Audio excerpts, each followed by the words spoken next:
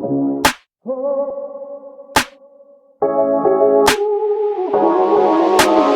everyone.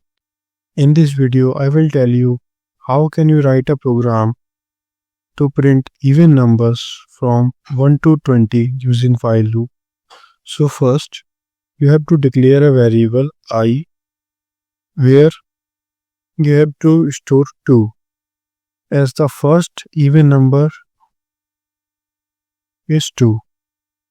Then you have to declare while loop while I is less than equals to 20 means I starts from 2 and goes till 20 and print I.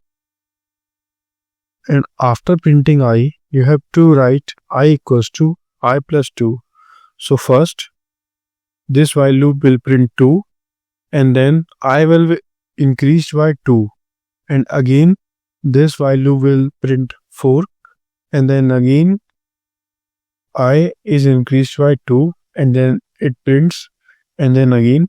So this is how it works and it will print all even numbers from 1 to 20 or can say 2 to 20. So let's run the program. So here you can see